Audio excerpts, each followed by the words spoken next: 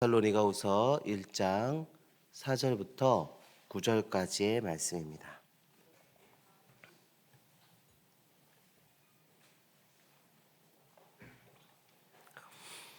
데살로니가후서 1장 4절부터 9절까지의 말씀을 우리 한 절씩 교독하여 읽도록 하겠습니다. 그러므로 너희가 견디고 있는 모든 박해와 환난 중에서 너희 인내와 믿음으로 말미암아 하나님의 여러 교회에서 우리가 친히 자랑하노라. 이는 하나님의 공의로운 심판의 표요 너희로 하여금 하나님의 나라에 합당한 자로 여김을 받게 하려 함이니 그 나라를 위하여 너희가 또한 고난을 받느니라. 너희로 환난을 받게 하는 자들에게는 환난으로 갚으시고 환난을 받는 너희에게는 우리와 함께 안식으로 갚으시는 것이 하나님의 공이시니 주 예수께서 자기의 능력의 천사들과 함께 하늘로부터 불꽃 가운데에 나타나실 때 하나님을 모르는 자들과 우리 주 예수의 복음에 복종하지 않는 자들에게 형벌을 내리시리니 이런 자들은 주의 얼굴과 그의 힘의 영광을 떠나 영원히 멸망의 형벌을 받으리로다. 아멘. 살아계신 하나님의 말씀입니다. 성도님들, 우리가 신앙생활 하다 보면 마음속 깊은 곳에서 자주 올라오는 질문이 있어요. 왜 이렇게 힘든 일이 계속될까? 나는 믿음으로 살려고 하는데 왜 이렇게 이 어려움은 끝이 없을까? 하는 그런 질문들이 계속 올라오죠. 여기 계신 많은 성도님들 중에도 우리가 이렇게 신앙의 여정을 이렇게 살다 보시면서 한 번쯤은 이런 마음이 들 때가 있으셨을 겁니다. 우리의 삶은 예기치 않는 환난과 고난이 다가오고 또 그것으로 인해서 흔들릴 때가 있지요. 때로는 이해되지 않은 상황이 계속되고 때로는 비교하며 넘어지기도 하고 때로는 믿음을 붙들고 있지만 마음이 지쳐버리는 순간들을 마주하는 때도 있습니다. 흥미로운 건 이런 고민과 질문이 우리뿐만 아니라 이 초대교회 성도들에게도 동일하게 있었다라는 것이죠. 데살로니가 성도들 또한 믿음 때문에 고난을 당했습니다. 마지막 때를 바라보며 살아가고 있었지만 그 불안과 그 질문 속에서 있었습니다. 그래서 사도 바울은 이 성도들에게 편지를 보내어 그들의 고난이 헛되지 않으며 그들의 믿음이 하나님의 공의 안에서 사용되고 있음을 선포합니다. 오늘 우리가 함께 살펴볼 이 데살로니가 후서의 말씀은 단순히 위로의 말씀이 아니에요.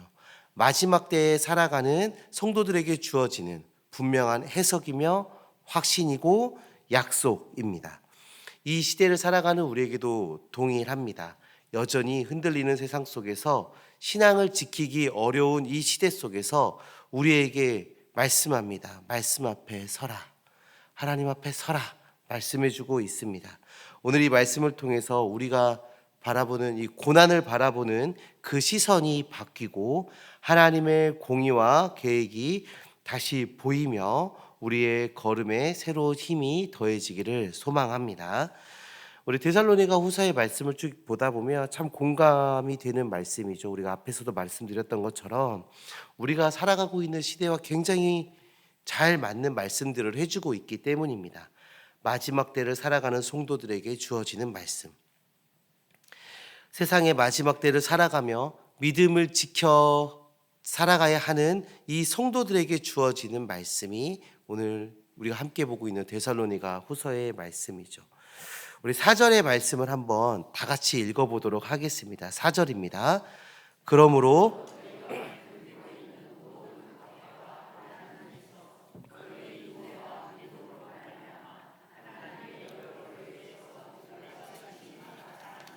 아멘.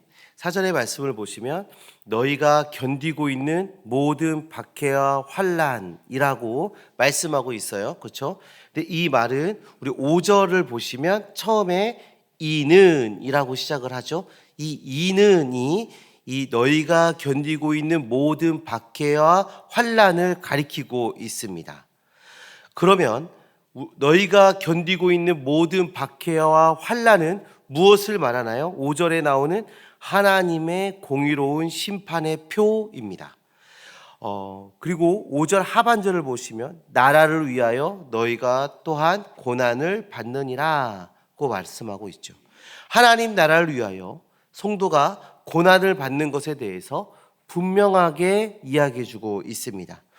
성도님들, 우리가 성도로 살아가면서 가장 많이 잊어버리기도 하고 마주하기 싫은 그런 주제가 바로 고난 아니겠습니까? 그런데 성도에게 고난은 선택할 수 있는 문제가 아니에요. 반드시 일어나는 필연적인 사건입니다. 성경을 보면 예수님을 믿는 순간부터 많은 고난과 핍박을 당하는 사람들을 볼 수가 있어요. 고난이 없는 신앙생활은 불가능한 것입니다. 그러면 우리에게 아주 중요한 과제가 하나 주어집니다. 이 고난이 반드시 우리에게 주어지는 것인데 이 고난을 우리는 어떤 시선으로 바라봐야 하는가입니다. 오늘 본문은 우리에게 분명히 말씀해 주죠. 하나님의 공의로운 심판.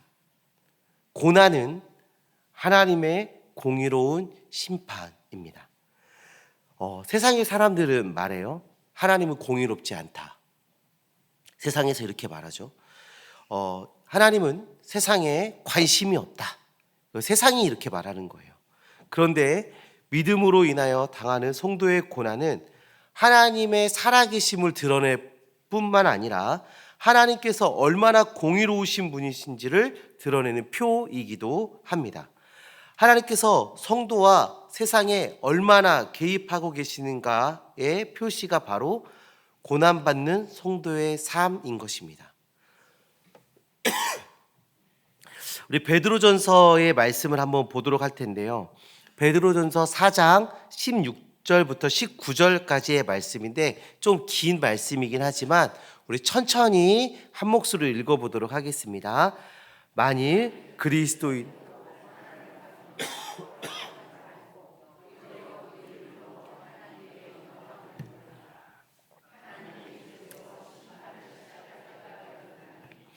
만일 우리에게 먼저 하나님의 복음을 순종하지 아니하는 자들의 그 마지막은 어떠하며 또 의인이 겨우 구원을 받으면 경건하지 아니한 자와 죄인은 어디에 서리요.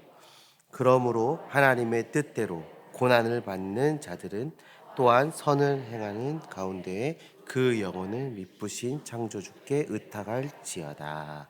아멘. 베드로가 지금 놀라운 말씀을 우리에게 하고 있습니다. 성도의 삶에 믿음으로 인한 그 고난이 다가온다면 그것은 성도의 집에서 하나님께서 심판을 시작하고 계신다라고 지금 이야기하고 있는 거죠. 하나님께서는 하나님의 성도들을 받으세요.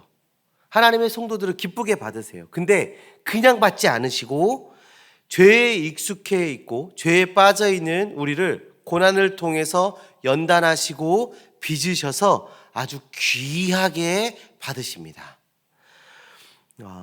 이런 하나님의 공의로운 심판이 성도의 집에서 시작되고 있다라고 지금 베드로가 이야기하고 있는 거예요.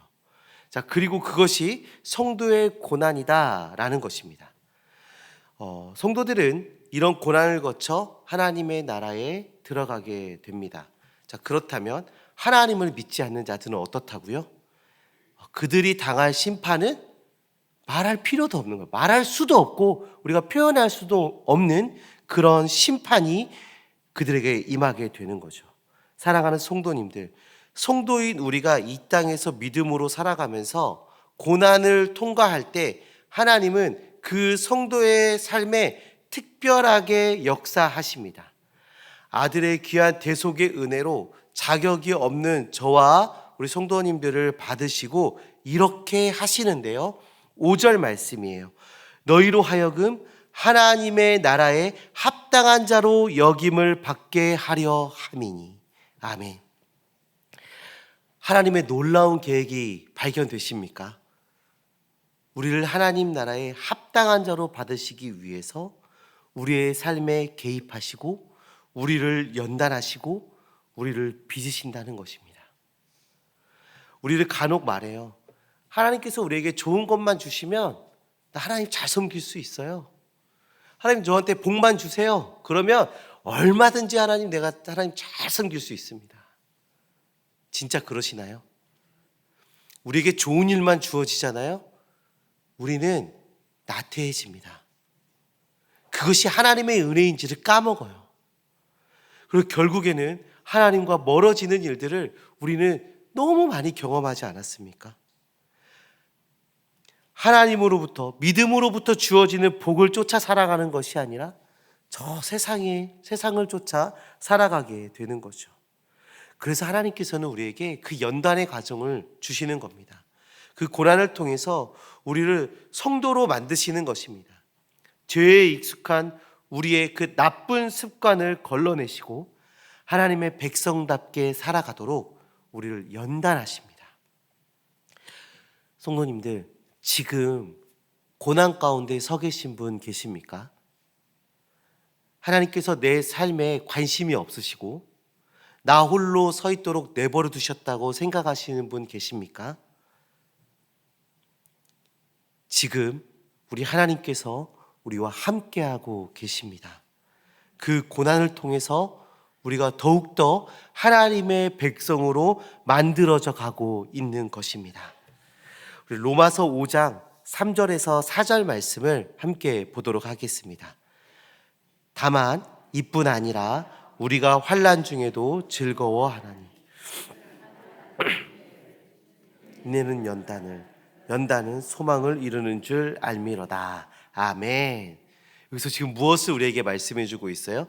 이 환난을 통과할 때 우리 안에 성도다움이 더 나타나지게 됨을 이야기합니다. 말씀해 주고 있어요. 제가 얼마 전에 진짜 유명한 가수를 만났어요. 진짜 유명한 가수.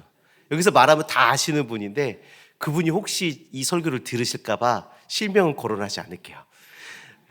크리스찬은 아니었어요. 그분이 저희 교회 여기 라운지에 오셔가지고 저랑 이렇게 대화도 했어요. 그때 우리 성도님, 이 자리에 계신 성도님도 몇 분 라운지에 같이 앉아 계셨는데 못 알아보시더라고요. 근데 어쨌든 그분은 크리스찬이 아니세요. 크리스찬이 아닌데 이분이 되게 신기했던 게 운동할 때마다 새롭게 하소서를 들으신대요. 매일매일. 그래서 그런지 모르겠는데 이분이 이런 말씀을 하더라고요. 하나님께서는 믿음이 큰 사람들에게 큰 고난을 통과하게 하시는 것 같습니다 라고 했어요. 놀랍지 않습니까? 그 언어 자체가 너무 크리스찬이죠. 하나님께서는 믿음이 큰 사람들에게는 큰 고난을 통과하게 하시는 것 같습니다. 믿음이 없는 사람이 한 말이에요. 네. 그렇죠. 우리도 그렇지 않습니까? 우리가 고개가 숙여지고 이분은 정말 본받으실 만한 분이다 라고 말하는 분들을 보면 그 고난을 통과한 분들 아닌가요? 믿음으로 그 고난을 이겨내신 분들 아니었습니까? 그 고난을 통해서 진짜 믿음의 사람으로 빚어지고 훈련이 되기 때문입니다.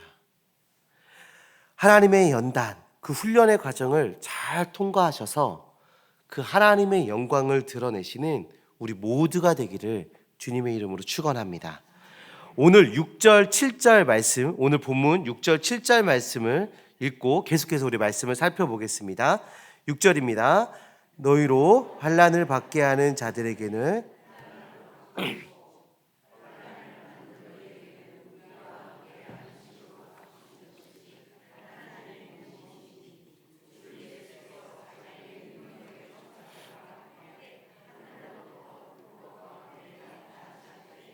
아멘. 성도님들, 환난이 우리에게 다가올 때 불평해 보신 적 있으신가요? 불평해 보신 적? 하나님, 이렇게까지 하셔야 되겠습니까? 제가 죄인인 거 알아요. 나 부족한 거 알아요. 근데 하나님, 이렇게까지 하셔야 되겠어요? 아무리 봐도 제가 저 사람보단 나아 보이는데, 저 사람은 저렇게 사는데 저는 왜 이럽니까? 혹시 이런 불평 해보신 적 있으세요? 성경에도 그런 사람이 있어요. 하박국 선지자인데 하박국 선지자도 하나님께 이 섭섭함을 드러냅니다. 하나님, 저희가 잘못된 줄 압니다.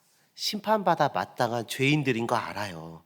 그래도 어떻게 저 바벨론 사람들한테 이 고난을 당하게 하십니까?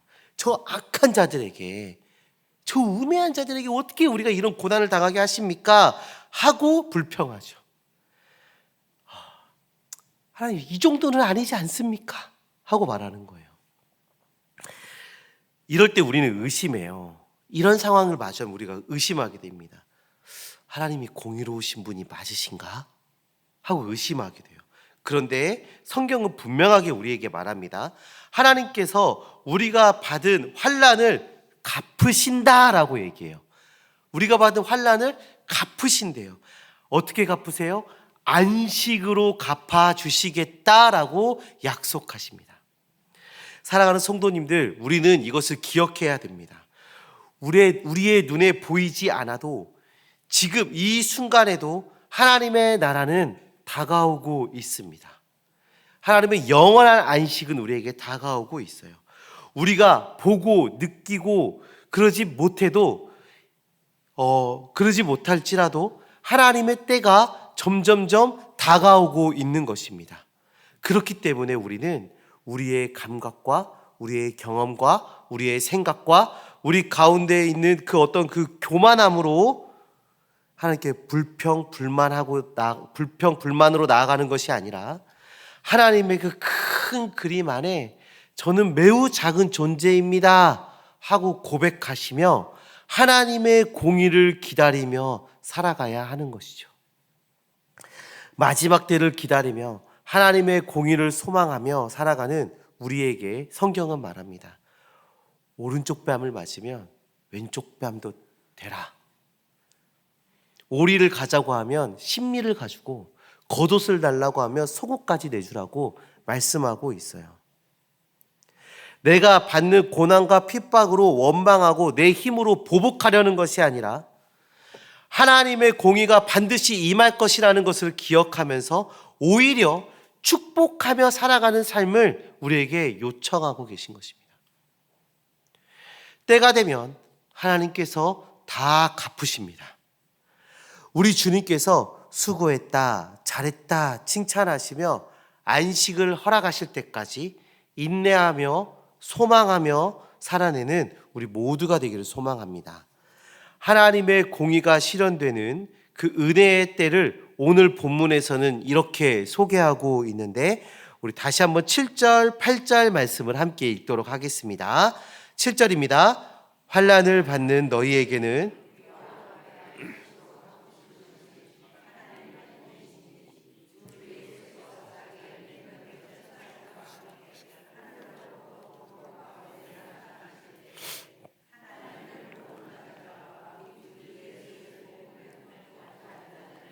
형벌을 내리시리니.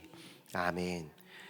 주 예수께서 자기의 능력의 천사들과 함께 하늘로부터 불꽃 가운데에 나타나실 때, 이 본문이 좀 재미있는 본문이기도 한데 그 주님의 오심을 나타내실 때라고 표현하고 있어요. 나타내실 때. 일반적으로 이 나타내시다라는 이 표현은요, 계시하다, 드러내다라는 뜻이 있어요. 그리고 우리가 보통 주님의 재림을 이야기할 때는 다시 오신다라고 표현을 해요. 대부분 성경에서 그렇게 표현을 합니다. 그런데 오늘 본문은 나타내시다라고 말하고 있어요. 이는 그때 우리 주님께서 얼마나 공의로우신 분이신지를 나타내시겠다는 선언이에요. 그 강조예요. 공의로우심이 분명하게 선명하게 나타내실 것이다 라는 그 강조인 거죠. 사랑하는 성도님들, 그때 우리 예수님께서 능력의 천사들과 함께 하늘로부터 불꽃 가운데 나타나십니다. 능력의 천사들과 함께라는 말은 권세와 영광을 나타내는 거고, 불꽃 가운데라는 말은 심판의 주로 나타나시는 거예요. 권세와 영광을 가지고 심판의 주로 우리 주님이 오십니다. 이 날의 그 영광과 권세를 우리는 직접 목격하게 될 것입니다. 성도님들, 이제 말씀을 정리해 보려고 하는데요. 데살로니가 후서는 마지막 때를 살아가는 성도들이 어떤 마음과 어떤 자세로 서 있어야 하는지를 설명해 주고 있습니다. 우리는 이 땅에서 고난을 피할 수가 없어요. 믿음 때문에 겪는 환난과 어려움은 성도의 삶의 예외가 아니라 필연입니다. 그러나 그 고난이야말로 하나님의 공의가 드러나는 표이며 우리를 하나님 나라에 합당한 자로 빚어 가시는 주님의 손길임을 우리가 기억해야 합니다. 우리가 겪는 고난은 결코 헛되지 않습니다. 하나님께서 외면하셔서 주어진 길도 아니고 우연히 스쳐 지나간 사건도 아닙니다. 하나님께서 당신의 자녀들을 더 깊은 믿음으로 세워주시기 위해서 허락하신 과정인 것이죠. 환난은 인내를, 인내는 연단을, 연단은 결국 소망에 이르게 됩니다. 이 소망은 흔들리지 않습니다. 그리고 이 소망은 부끄럽지도 않습니다. 왜냐하면 그 소망의 끝에는 반드시 다시 오실 주님이 계시기 때문이죠. 성도님들, 우리는 지금 보이는 이 세상만 살아가는 사람들이 아닙니다. 보이지 않는 하나님의 나라를 바라보며 사는 사람들입니다. 지금의 고난 속에서 억울해 보일 때도 있고 또 비교하면서 낙심될 때도 있으며 왜 나에게 이런 일이 일어나는지 이해가 되지 않을 때도 있습니다. 그러나 하나님의 때가 되면 모든 것을 심판하시고 모든 것을 바로 세우시는 그 주님의 날이 다가옵니다. 그 날에 주님은 우리에게 안식으로 또 복음을 거부하는 자들에게는 영원한 형벌로 갚으실 것입니다. 그러므로 사랑하는 성도님들, 오늘 고난 속에서도 하나님을 아는 자로 복음에 순종하는 자로 서 계시기를 바랍니다. 넘어지고 실수할 때도 낙심하지 마시고 애통함과 회개로 다시 일어나시길 바랍니다. 주님의 형상을 닮아가며 한 걸음 더 순종으로 나아가시기 바랍니다. 주님을 아는 지식 안에 거하시고 주님의 말씀 앞에 늘 마음을 열어 놓으시기를 소망합니다. 마지막으로 마음에 새기시기 바랍니다. 수고했다, 잘했다. 이 칭찬의 말씀이 믿음의 경주를 완주하는 그날 우리에게 주어지기를 소망하시면서 끝까지 믿음의 걸음을 그 경주를 다하시는 주님의 자녀들 되시기를 주님의 이름으로 축원합니다.